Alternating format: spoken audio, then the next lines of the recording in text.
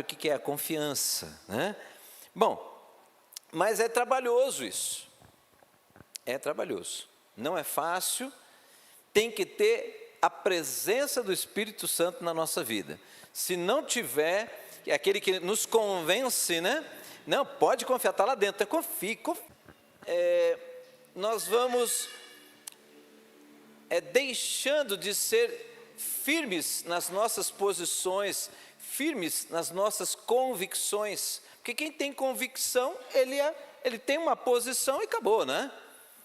Não é ser radical, é ser, eu convicto. Eu estou convicto nisso, então não tem flexibilidade.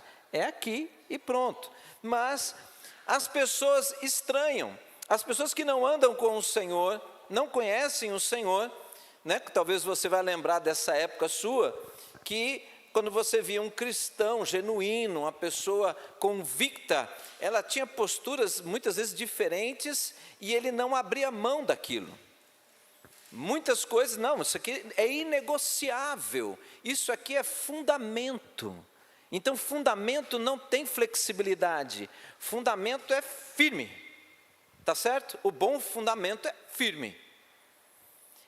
E aí o que acontece? Às vezes, eu passei por isso, né, na faculdade, por exemplo, quando eu me converti no começo da faculdade, muitas pessoas não andavam mais comigo, justamente pela maneira como eu fui assumindo posições e inflexível em pontos fundamentais da fé. As pessoas não concordavam e elas se afastavam. Outras, interessante, outras se aproximaram justamente pela convicção, por uma postura clara, que não ficava sofrendo variação. Interessante, né? Uns se afastam por causa disso, outros se aproximam justamente por causa disso, né? Mas acontece isso, as pessoas são confrontadas, você e eu vamos ser confrontados sempre, de pessoas discordarem, e aí que entra a segurança. Não, eu não sou flexível nisso. Se a pessoa não quiser andar comigo, se a pessoa não quiser estar naquele lugar que eu estou, por causa disso, não posso fazer nada. Mas é assim e pronto. Então, essa posição que corre o risco de perder pessoas, muitas vezes, né, pessoas não suportam o pensamento, a possibilidade de perdas. E aí ela começa a flexibilizar, a afrouxar, para que possa ter mais pessoas perto. Concordam comigo ou não? Que isso pode acontecer?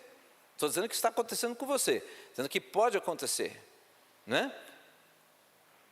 Então, eu queria trazer algumas coisas para nós hoje e pegar um personagem como exemplo, e nós vamos pegar a vida de José do Egito. Mas eu quero entrar em pontos aqui, que é importantíssimo. Se você quiser anotar, você anota aí. Eu e você precisamos viver a realidade que não conhecemos. Nós precisamos viver o cristianismo numa profundidade maior. Quando nós lemos as Escrituras, eu e você notamos que tem coisas que nós ainda não vivemos. Muitas coisas não vivemos ainda. E algumas, às vezes, até nem queremos muito viver. Mas eu quero dizer para você o seguinte, que tem muitas realidades, muitas coisas acontecendo de cristianismo nessa terra, que nós ainda não vivemos, mas nós precisamos viver. Ouça isso, nós precisamos viver para justamente aprofundar a mensagem que nós pregamos. Você está me entendendo? Está entendendo aí? É muito fácil, irmão, você dizer que Deus pode todas as coisas, quando você nunca foi num lugar que só tem escassez, você não vê nada florar lá, e você vê crente lá sorrindo. né? É muito fácil a gente dizer que Deus supre quando você realmente está suprido. Agora você dizer para alguém que Deus supre quando você vai num lugar que ninguém praticamente, quase todo mundo não tem nada, mora numa cabana, por exemplo, que para você aquilo é um absurdo. Você achou que nunca existia mais, não existia mais isso, e aí você encontra um lugar assim, como é que você vai pregar isso? Está escrito que Deus supre, não está? E agora? Né? Estão entendendo? A nossa mensagem, irmãos, nós temos que realmente viver novas realidades, está entendendo? Para que você tenha entendimento do que você está pregando. E você falar com consistência, com experiência, saber contextualizar aquilo. Então, sei lá, vamos dar um exemplo aqui. Eu acho que talvez hoje é uma das coisas que mais está acontecendo na atualidade. As pessoas, os líderes espirituais, se preocupando com o número de pessoas numa igreja. Quem se preocupa com o número de igreja, está negociando o cristianismo. Por quê? Porque para ter mais, tem que dar condições para que tenha. Quanto mais pessoa, melhor. Isso é cristão? É. Mas melhor, venha. Mas ficar de qualquer jeito, não. Por quê? Porque isso não é cristianismo. Cristianismo é transformação. Entende isso, irmãos?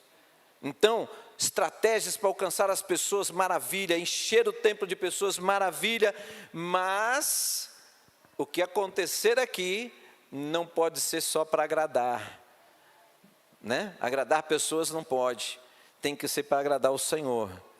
E agradar o Senhor vai agradar muitas pessoas, mas talvez desagradar algumas. Mas eu não negocio isso. Entenda isso? Porque nós vamos ver isso na vida de José, irmãos. Você vai ver o quanto você e eu seremos beneficiados se não negociarmos o cristianismo. Agora, vai ser afrontado? Vai. Vai ser perseguido? Vai. Vai ter gente que vai se afastar de você? Vai. Vai ter gente que vai se aproximar de você? Vai. Que tipo de pessoa se afastou? Que tipo de pessoa se aproximou? Isso você deve considerar. Será que você quer qualquer pessoa do seu lado? Creio que não, né? Mas vamos lá. Olha aí.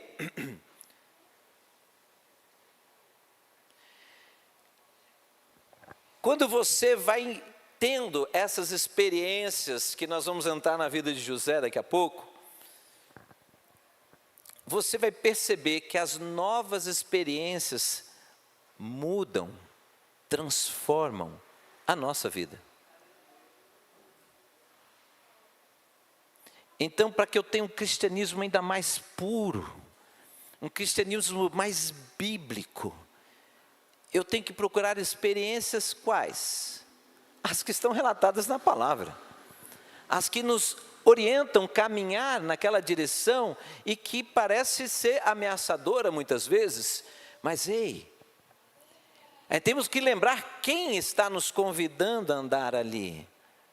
Não é um homem, é Deus, né? É o Senhor. E que está fazendo o quê? Modelando o meu e o seu cristianismo, irmãos. Preste bem atenção. Olha só.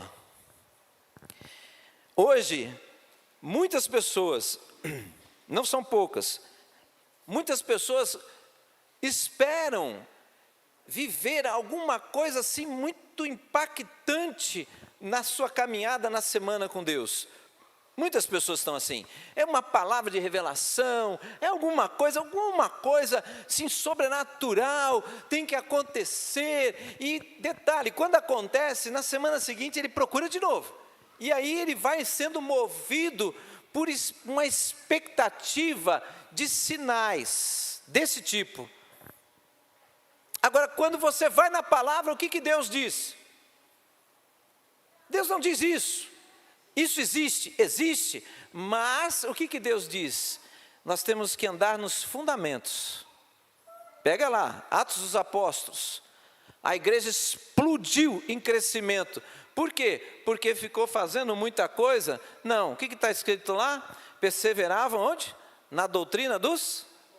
Que mais? No partir do pão e nas orações. Olha que coisa básica. Muito básico do cristianismo. Mas eles perseveravam nos fundamentos. Estão entendendo isso, irmãos? E aquilo gerava a obra do Espírito Santo, gerava o quê? Desejo. As pessoas estavam fora, ficavam impactadas com aquilo que não era um quem falava, vários começaram a falar as mesmas coisas. Por quê? Porque eles perseveravam juntos na doutrina, então tinha ensinamento, tinha profundidade, e profundidade gera maturidade, e aquilo as pessoas iam sendo transformadas, era testemunho vivo sobre a terra, e aí as pessoas iam sendo salvas. E você vai lá, continuando o capítulo, diz o seguinte: Deus acrescentava diariamente os que iam sendo salvos. Uma igreja viva, uma igreja intensa, uma igreja dinâmica, firmada nos fundamentos. Percebe? Quando isso não acontece, irmãos, nós ficamos preocupados com luz, com cor de parede, com o logo que está ultrapassado, com a cor do logo, qual é o impacto segundo os terapeutas de cromoterapia, o que eles falam da cor verde? Será que tem que tirar o verde? Será que tem que colocar o marrom? Sabe essas coisas assim? Que isso é humano, isso é humano. Isso são conhecimentos humanos. Tem valor, tem o seu valor no seu lugar. Mas nada disso, irmãos, vai funcionar a longo prazo se nós não tivermos exatamente aonde as pessoas entrem em um lugar, convivam com um grupo de pessoas chamado igreja e diga: esse povo é sério, esse povo é firmado na palavra. Eles pregam e eles vivem o que eles pregam. Ali, eles então andam na verdade que é anunciada lá. Estão entendendo isso, irmãos? Isso é seríssimo. Então, nós precisamos dessa mudança.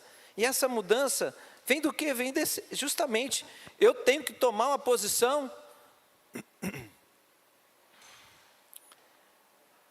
Nós não podemos ser um cristão, é pesado até isso que eu vou falar, mas um cristão camaleão, sabe? Que vai mudando de acordo com a situação, ele é de um jeito. Não, o cristão ele é de apenas um jeito. O cidadão, o caráter do cidadão do reino, sabe onde que está revelado? O caráter do cidadão do reino, o resumo do caráter do cidadão do reino é o sermão da montanha. Lá, as bem-aventuranças, ela revela o caráter do cidadão do reino. Então, tem um perfil de pessoa que vai morar no céu. É esse. Não tem negócio. Não muda isso. Está lá. Você vai encontrar em Apocalipse a confirmação disso. Então, quer dizer, até o fim, é isso aqui. É esse povo que vai morar no céu. Bom, então, vamos agora aqui para a lembrança aqui da figura de José. José, ele nasceu, ele é filho de quem? Segundo Mineiro, filho de quem?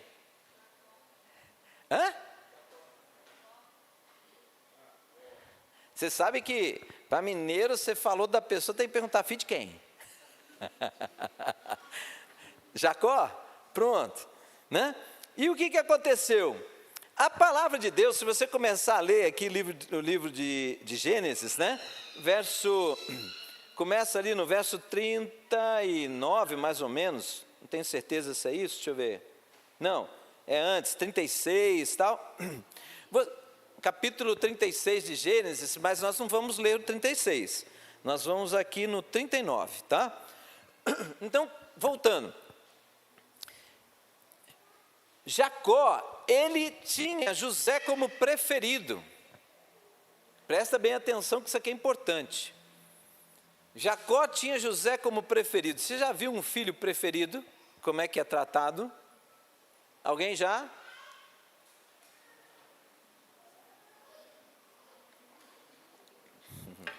Vou falar uma coisa para você. Quando a gente conversa com algumas pessoas, se você achar alguém que fala assim, eu sei como é que é, meio brabo, é porque não é ele o filho preferido, né? Aí o que acontece? Aquilo machuca, não é? A situação machuca, porque todo filho ama seu pai e sua mãe, e ele quer ser amado. Então, se ele se sente um pouco menos do que o outro, aquilo machuca, tá? E isso aconteceu com José. Aconteceu ao ponto de, resumindo a história, José, os irmãos planejarem a morte de José. E aí, um dos irmãos achou que era muito exagerada essa ideia, e foi um pouquinho mais misericordioso. Não vamos matar ele, não, vamos vender, né? Fica assim, fica vivo, mas vai ser escravo, né? Gente boa esse, né? Mas ele foi vendido. Irmãos, José tinha experiências com Deus. Ele já tinha experiências com Deus. Deus dava sonhos para ele. Mas mesmo assim, ele passou por isso, né? Mesmo assim, ele passou por isso.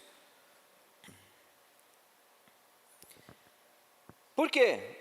Você acha que o filho mais valorizado, a tendência não seria ser uma pessoa mais mimada? O que você acha? Pode ser? Ele ganhou uma túnica top, né? Não é verdade? Os outros não, mas ele sim. Então ele era paparicadão, né? Você vê que os outros iam trabalhar para fora e ele trabalhava ali, perto dos pais, serviço mais leve. Então, ele não estava sendo preparado para ser uma pessoa que ia aguentar o tranco. E aí, o que aconteceu? Ele entrou numa experiência nova.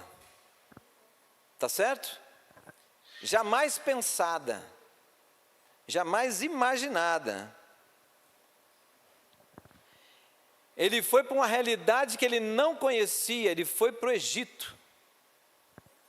Outros deuses.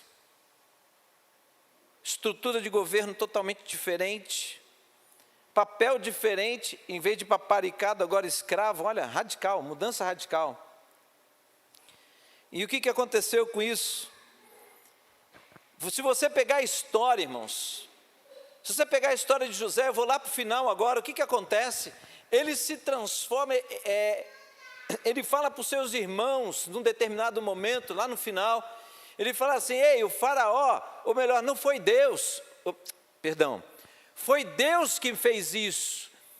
Eu agora sou ministro do faraó.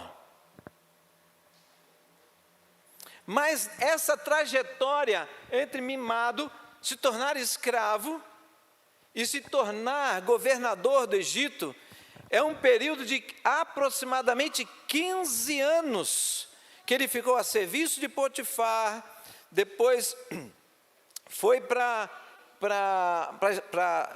prisão, depois ele sai da prisão, recebe um anel do faraó.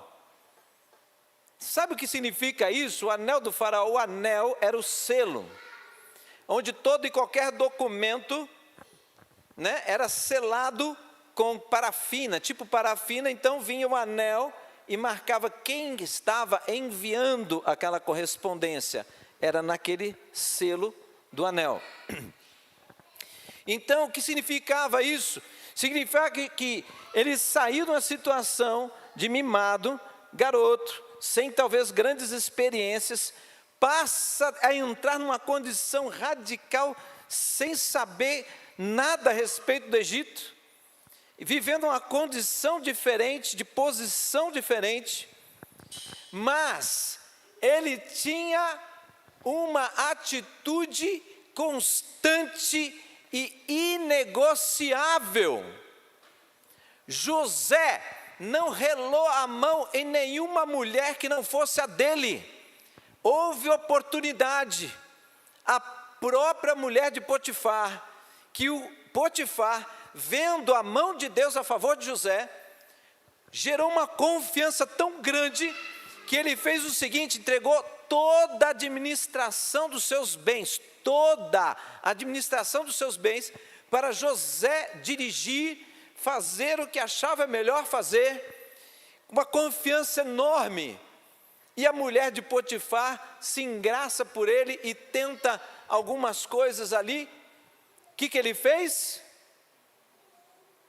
Ele olhou para o lado para ver se o pastor estava vendo. Será que ele olhou para ver se tem diácono pela região?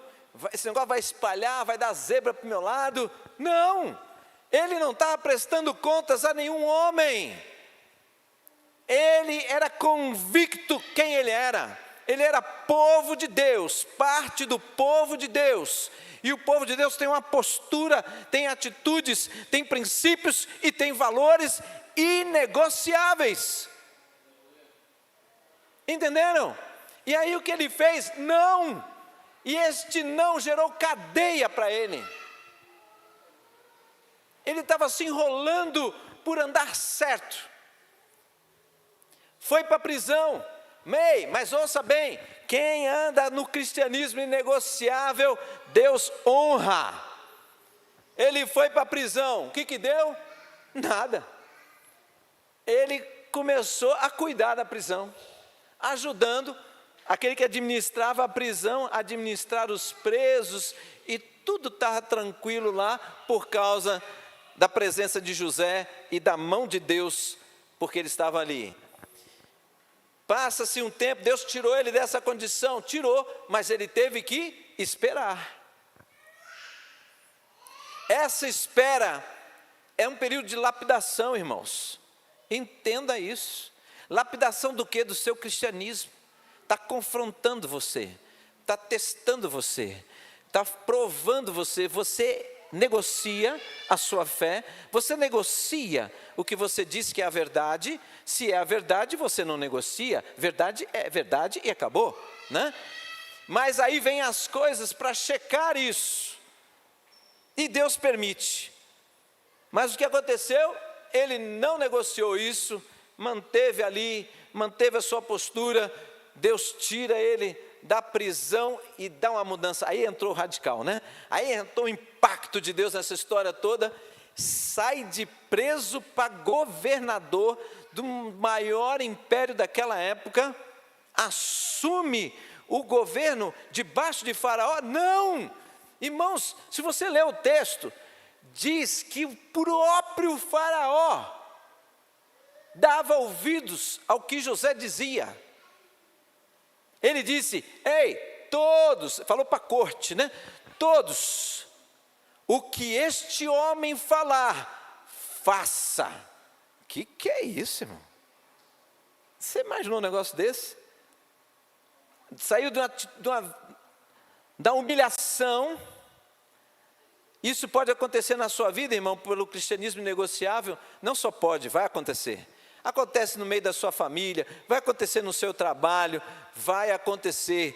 Mas se você permanecer com cristianismo inegociável, passa um tempo, foi provado, aprovado, você recebe a bênção, né? O que aconteceu? Ele se torna o governador, né? Aí vai lá, vamos lá um pouquinho, vamos ler um pouco, né?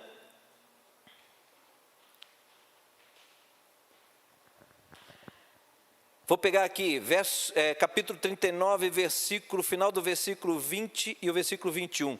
José ficou na prisão, mas o Senhor estava com ele e o tratou com bondade, concedendo-lhe a simpatia do carcereiro. Ele ficou oprimido lá? Não, mas ficou preso, né?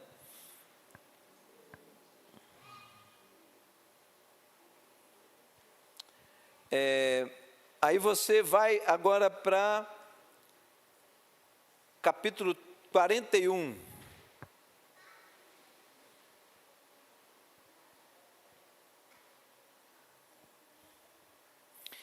Olha o que falam de José quando ele assume já então o governo do Egito. Versículo 38. Será que vamos achar alguém como este homem? Será que vamos achar alguém como este homem em quem está o Espírito Divino? Olha, testemunho, isso é testemunho. Eles acreditavam em vários deuses, eles não estavam ainda reconhecendo o Deus de Abraão, de Isaque e de Jacó. Eles reconheciam que havia uma ação sobrenatural. Por isso que na sua Bíblia você vai ver que está Espírito Divino em letra minúscula. Não está reconhecendo a divindade de Deus ainda, mas reconhecendo que havia sobrenatural na vida deste homem. Olha que tremendo, isso é testemunho, irmãos. Ele estava só pregando? Não, as pessoas estavam vendo na vida dele a ação de Deus. Aí, olha aqui, esse vale a pena até ler, 39. Disse, pois, o faraó a José: uma vez que Deus lhe revelou todas essas coisas, não há ninguém tão criterioso e sábio como você. O faraó, olhando para José, fala a respeito dele. Você terá o comando do meu palácio, e todo o meu povo se sujeitará às suas ordens. Somente em relação ao trono serei o maior do que você. Somente em relação ao trono. Por quê? Porque Faraó, na crença egípcia, o Faraó é a divindade na terra, né? Olha lá, vamos ver mais. Esse aqui é lindo, gostoso demais, né? Olha lá, 42, aquilo que eu falei do anel. Em seguida, o faraó tirou o anel do dedo, o seu anel selo, e o colocou no dedo de José. Sabe o que significa isso? Eu dou autoridade para você fazer, ordenar. Pronto. Que coisa incrível. Né, irmãos? Para pensar nisso. Saiu da prisão. Ele foi considerado um homem que traiu a confiança do seu senhor, de Potifar. Mas ele não militou na verdade ele não precisou se defender. O que aconteceu? Ele só fez o que ele poderia fazer: ser fiel. Não negocio a minha origem, eu não negocio, eu sou o que sou, né? E o que aconteceu? Está aqui, está acontecendo, né? Agora, verso 44, olha cada declaração linda. Disse ainda o faraó a José: eu sou o faraó, eu sou a divindade, mas sem a sua palavra, ninguém poderá levantar a mão, nem o pé em todo o Egito. Que é isso? Você manda nesse povo todo aqui.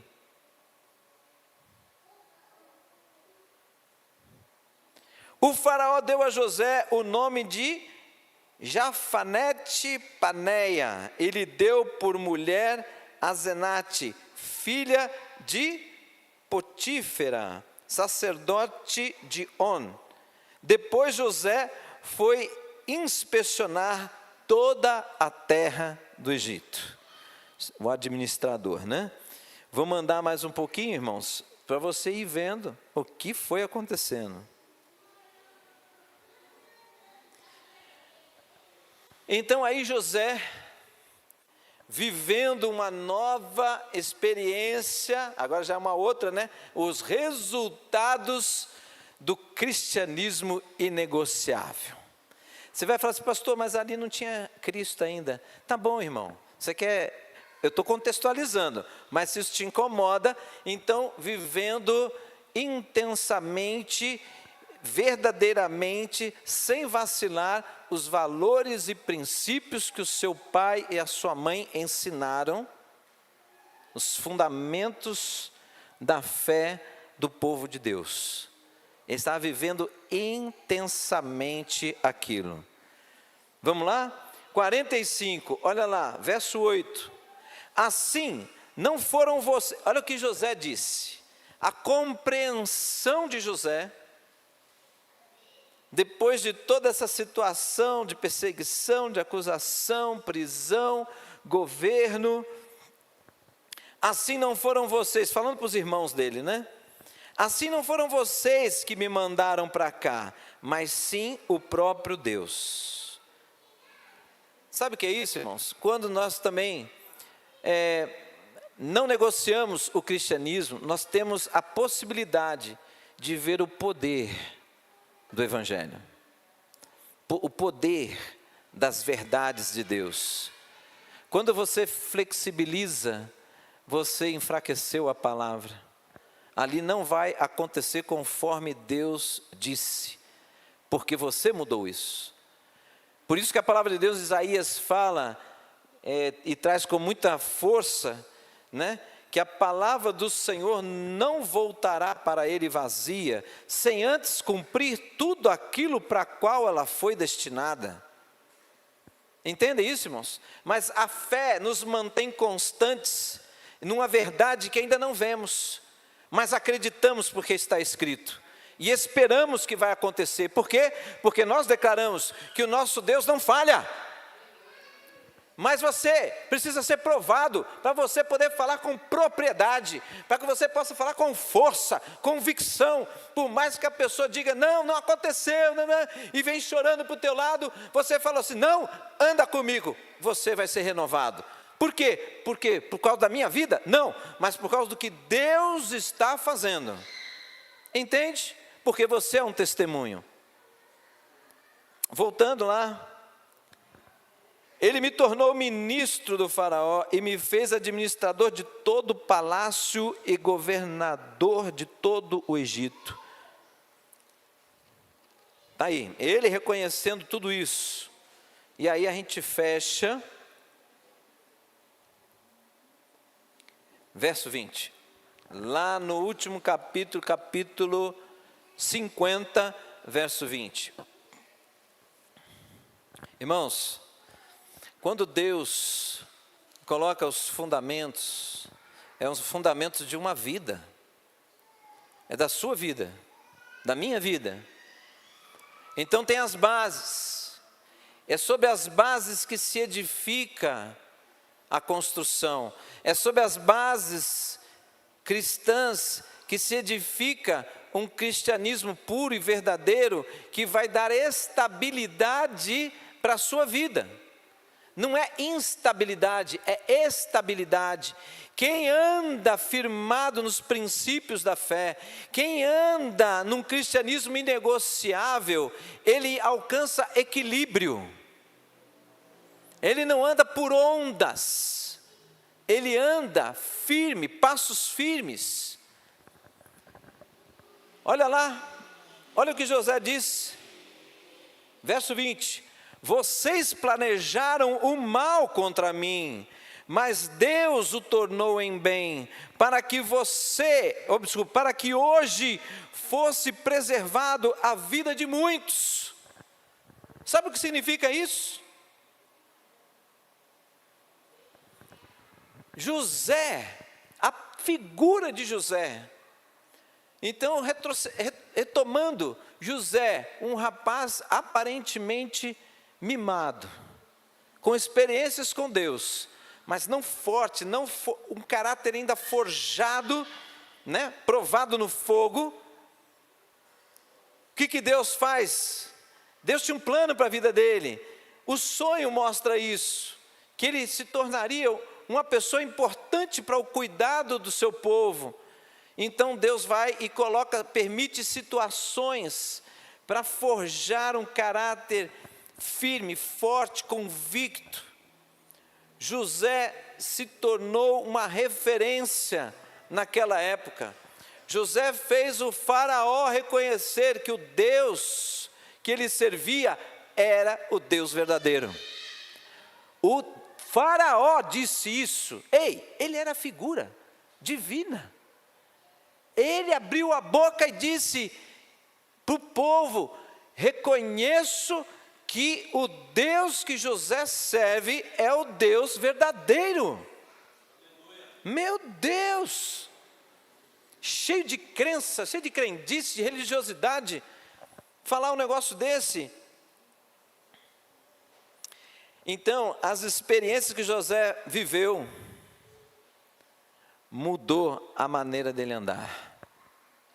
Levou ele a estar preparado para assumir o governo de um império. E governou de tal maneira que conseguiu salvar o Egito da fome, e como o seu povo foi chamado também para estar ali, salvou o povo de Deus da fome e da extinção. E por isso, pelos teólogos, José é uma figura que tipifica Cristo, o Salvador. Estão entendendo isso, irmãos? Aí você pode puxar um pouco isso para a figura de Jesus. Jesus foi provado, não foi, irmãos? Concorda que foi? Sim ou não? Foi provado. Cristianismo inegociável. Fundamentos da fé inegociáveis. Firmado nas Escrituras. Ele citou vários textos das Escrituras. Ele citou os grandes profetas, citou pequenos profetas, né? Então ele mostrando que tinha conhecimento, tinha base, aprendeu dos seus pais, aprendeu com sacerdotes também, né? Ele fez a escola de Gamaliel provavelmente, porque ele era chamado de rabi, então ele foi para ensino, se firmou ali, firmou a sua fé, ouvia o pai, mas foi provado. Foi provado até a morte. Venceu? Venceu. E aí quando ele ressuscita, o que ele fala? Toda autoridade me foi dada no céu e na terra. O que significa isso? Depois que ele foi provado, aprovado, ele fez o que ele deveria fazer, ele se tornou quem? O Rei dos Reis, o Senhor dos Senhores. Por isso que a sua oração tem validade quando você ora em nome de Jesus. Entenderam, irmãos? Isso é tremendo. Isso aí tem chave de vitórias para a nossa vida. Mas, então, entenda, o cristianismo inegociável, ele vai sempre gerar ao seu redor descontentamento e contentamento. Pessoas que não vão querer andar com você, pessoas que vão querer andar com você.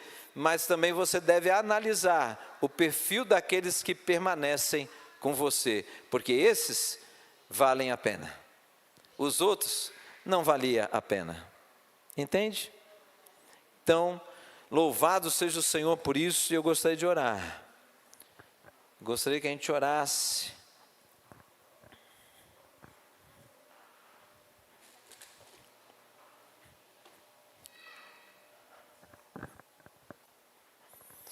E quando se fala de cristianismo inegociável, não é nunca dureza, viu, irmão? Não é você ser duro com as pessoas, não é você ser radical. Radical, toda palavra que usa, radical, né? Ah, fulano é radical, ele é extremista, ele não tem equilíbrio.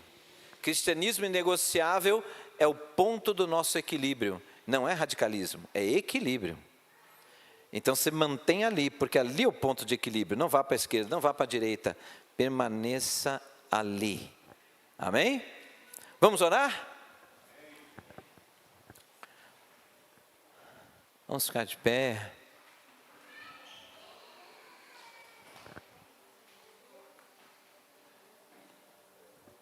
Aleluia. Glórias a Ti, Jesus.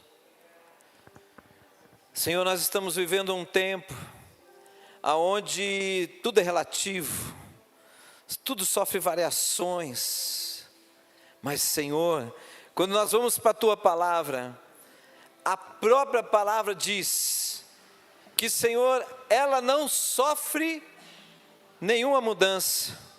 Tudo vai passar, mas a tua palavra jamais passará. Então quer dizer que aquela palavra, que não importa quanto tempo ela foi escrita, quanto tempo foi dito palavras e que pessoas escreveram ela, Deus, não importa o tempo, não importa o século, não importa, importa que a tua palavra, ela não sofre variação, porque o Senhor não sofre variação. A tua palavra diz que o nosso Deus não sofre variação. O homem sim, mas o Senhor não, porque o Senhor é perfeito. As suas palavras, elas não vão mudar, porque não foram palavras que precisam passar por mudança, porque Deus, a tua palavra é a verdade. E no Evangelho de João diz que conhecereis a verdade, e a verdade vos libertará. Deus, nós precisamos nos empenhar na verdade, para que possamos viver o equilíbrio que o Senhor tem para a nossa vida, a vida plena que o Senhor prometeu, o derramar do teu Espírito, o fluir da tua unção. Deus não está em coisas extremadas, mas está, Senhor, na seriedade, na confiança, na dedicação, Senhor, em deixar o Senhor nos conduzir, acima de qualquer vontade do homem, o Senhor conduzir, porque nós sofremos variação, mas o Senhor não. Em nome de Jesus, nos faz, Senhor, nos faz boca do Senhor sobre a terra, Pai. Nos faz, Senhor, referenciais nessa terra, porque nesses últimos tempos também estamos precisando de referenciais, pessoas que têm uma constância, pessoas que têm, Senhor, uma convicção na tua palavra e portanto não negociam, mas permanecem firmes, e quando o tempo da tua palavra se cumprir, Senhor, Ele vem, e quando o Senhor encontra aquela pessoa firme, o Senhor manifesta a tua palavra sobre ela, para mostrar ao mundo que, Senhor, mesmo desde o nascente do sol até o poente, só existe um Deus que é o Senhor. Aleluia! Enquanto as pessoas estão intensas nas suas maneiras de pensar o cristianismo, não, o Senhor diz, não é assim, é da conforme está na tua palavra. O Senhor não faz a vontade do homem, o homem faz a tua vontade, Senhor. Aleluia. O Senhor é quem é Deus, e nós somos agraciados por poder estar na tua presença, por poder estar debaixo do teu governo, do teu cuidado, que nos leva à salvação e à vida eterna. Aleluia. Glórias a ti, Senhor, porque isso quebranta o coração do homem que se inclina para o orgulho e para a vaidade. Quebra isto, porque o orgulho, vaidade leva para o abismo, mas a humildade, a tua própria palavra diz, pela boca de Pedro, que aquele que se humilha diante da potente mão de Deus, ao seu tempo Deus vos exaltará. Assim aconteceu com José, porque a tua palavra não muda. Foi escrito lá atrás, depois lá na frente, na carta de Pedro, o Senhor repete esta verdade pela boca de Pedro, dizendo: aquele que se humilha diante da potente mão de Deus, ao seu tempo Deus vos exaltará. Aleluia. Não sofreu variação, é a verdade. Aleluia. Senhor, nos faz nesta noite nos apropriar disso, Senhor, não ter receio, mas, Senhor, realmente nos entregar em fé, entregar estas verdades.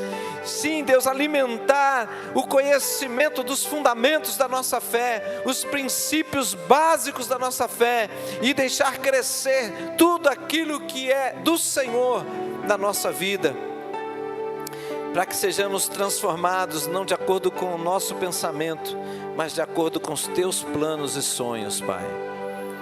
Que sejamos a realização dos teus sonhos, porque os teus sonhos são mais altos. Os teus planos são melhores. Aleluia. Que assim seja sobre a vida do meu irmão, da minha irmã, Senhor. Que nós possamos realmente, Deus, nos render a Ti. Como José, que poderia reclamar, murmurar, discutir com o Senhor, ele não fez isso. Aleluia. Mas ele entendeu que foi o Senhor estava permitindo tudo aquilo. E ele viu a obra que o Senhor fez na vida dele. Ele viu a obra que o Senhor fez através dele. O Senhor deu honras a este homem. O Senhor colocou ele em lugares altos. Isso também está escrito.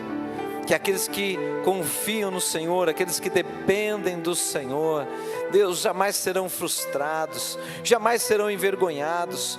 Mas o Senhor pega esses que são fracos, vacilantes, frágeis. O Senhor diz que faz eles saltar como a corça. Amém, Senhor. Que assim seja sobre a nossa vida, a vida de cada irmão e cada irmã, em nome de Jesus. Em nome de Jesus. Por isso, Pai, quando nós tivermos desafios, que não sejamos pessoas que recuem, mas que possamos lembrar que é uma oportunidade do nosso cristianismo ser checado, do nosso cristianismo ser declarado como um cristianismo inegociável. Não importa as ameaças, não importa também elogios, não. Nós queremos viver a vontade do Senhor. Aleluia. Que assim seja, como o Senhor foi com José, Pai. Seja conosco, manifesta de maneira tão maravilhosa, tão cuidadosa. Seja sobre a vida do teu povo, sobre os sonhos que eles têm, porque o Senhor é Deus que gera sonhos em nós. Que os nossos sonhos sejam alinhados com as verdades que nós confessamos, em nome de Jesus. Amém, irmãos? Amém? Glória a Deus, uma salva de palmas para o Senhor. Aleluia. Glória a Deus. Aleluias. Deixa eu perguntar uma coisa aqui para a gente ir para casa. Tem alguém aqui que está com algum tipo de enfermidade? Tem? Eu gostaria que você viesse aqui na frente e nós vamos fazer algo um pouco diferente. Vem cá.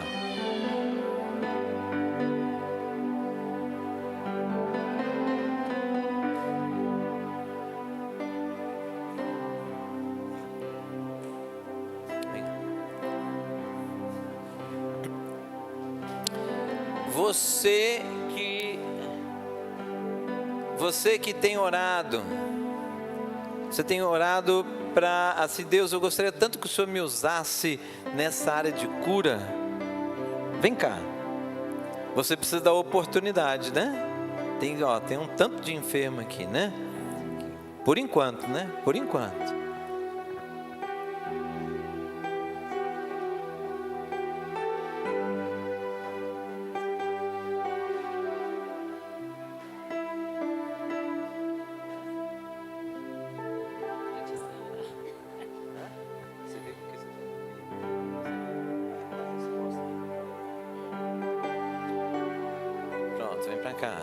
Tem mais alguém que gostaria de ser usado na área de cura? Irmãos, Deus distribui os dons à igreja, amém? Mas nós precisamos de situações como essa. Como é que eu sei se Deus vai me usar ou não? Deus tem ouvido as suas orações. Então agora você vai impor as mãos assim. Antes, feche seus olhos e fale: Senhor, eu estou aqui, o Senhor conhece as minhas orações. E tenho irmãos e irmãs enfermos, e o Senhor sabe que eu não quero vê-los assim. Então, Senhor, me usa, em nome de Jesus, me usa. Amém? E vamos lá, pode orar. O fogo não me queima, nas águas não vou afundar, pois estás comigo. Não estou sozinho, eu estou guardado no esconderijo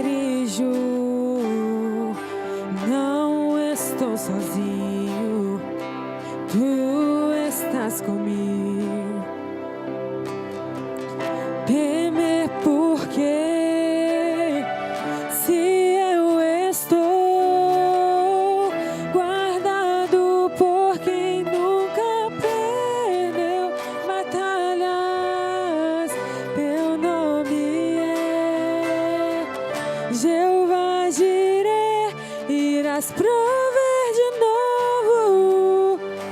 Eu creio em ti.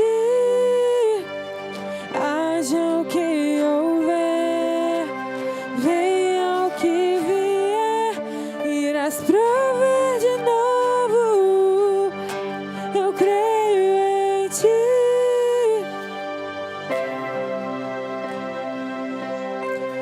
Vivo do que creio, irás prover de novo. Eu creio em ti.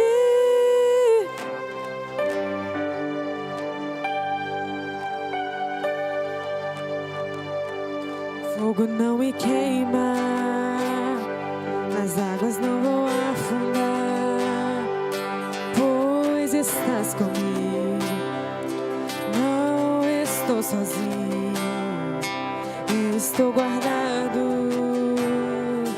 no esconderijo. Não estou sozinho.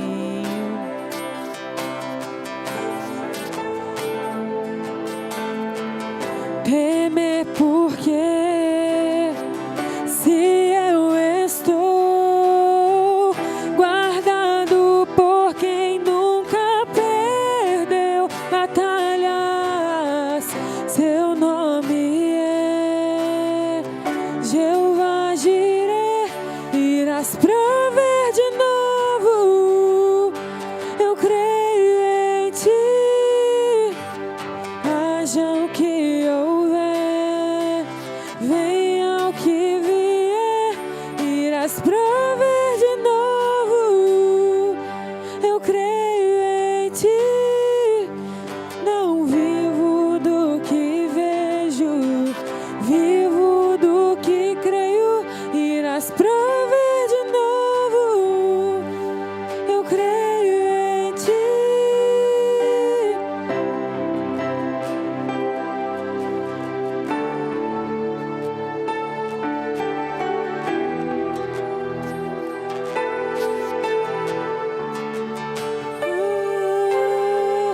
A tempestade e o vento forte não vão roubar a minha fé em ti, meu Deus. A tempestade e o vento forte não vão roubar a minha fé em ti, meu Deus, em ti, meu Deus.